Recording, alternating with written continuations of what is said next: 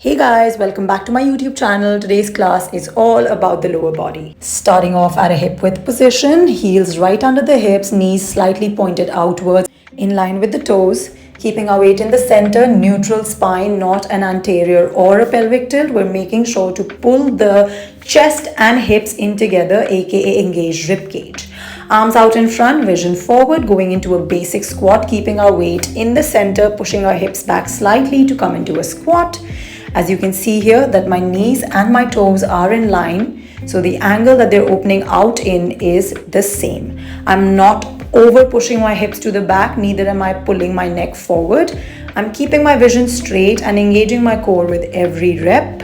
As we inhale, we come all the way down into a deep squat, moving to the next exercise where we're doing a passive hold in our deep squat position. Make sure you keep breathing over here to open the hips out to your best potential as we dive into our internal rotation knee tap. So you can see here that our knees are pulling all the way towards the foot that is opposite. What you're doing is taking your deep breath in to drop the knee down, come back, drop the knee down and come back. We're going to do a few reps on each side. So you inhale to expand the chest outwards as you tap the knee. And as you pull it back in, you exhale. Don't sit in it. Make sure that you're pulling the chest up. Inhale, exhale. Inhale, expand, exhale, contract. And taking it to the other side.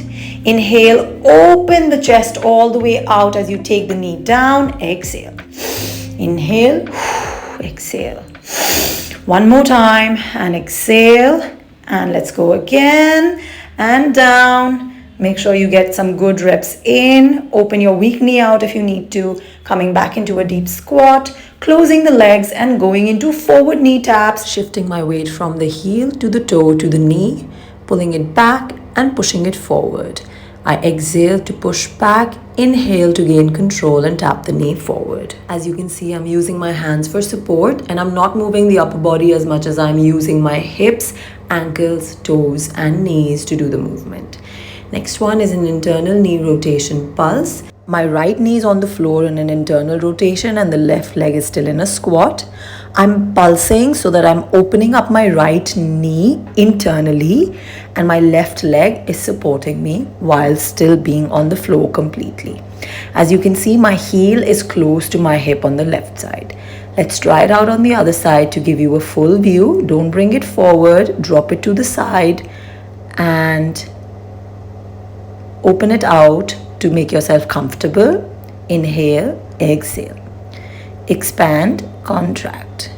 Lift off of it, sit in it. Let's do a few more. Up and down and up. And doing a soft transition to a squat and getting our knees into an internal rotation, keeping the heels next to the hips. And then opening out into a butterfly posture. So we're working the abduction and the adduction. Inhale to expand the chest in a butterfly. Exhale to contract to bring your knees forward. And repeat a few more times. Internal, expand, and butterfly posture once again. Well done. Let's take it to the next one. Working with the adductor spinal stretch on the sides. So lateral bending is equally important as is forward and backward. So we're working the internal rotation on the right leg as we expand the chest, take it to the side, bend from one and crunch from the other. Switching it to the other side, as you can see, I'm first opening out into a butterfly, dropping the right leg down and both my feet are opening out to the sides. I keep my left hand away from my body, making sure that the arm is straight. Expand and stretch. Expand and stretch. Make sure you're using your arms all the way to go sideways. Do not strain the neck. Make sure your neck is neutral with the rest of the spine. Well done, guys. Let's take it to the next one. We're just going to bring the knees in and hug them for a second. Relax them. Breathe. Love them for being so kind to you. Inhale and exhale and moving on to the next one. One of my favorites called foot pulses. So I'm sitting in my Vajrasan. I'm going to use these handles because I have a slight injury on my wrist. What you're doing is pushing the floor down while pulling your hips off the floor.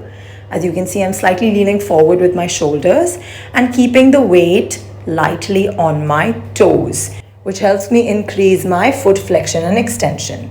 Moving on to the next one, chair squat pulses. From your deep squat, just interlock your hands so your shoulders are also engaged. We're going to go pulse, pulse. You can also look at the hand at the top if you need a little bit more of a challenge.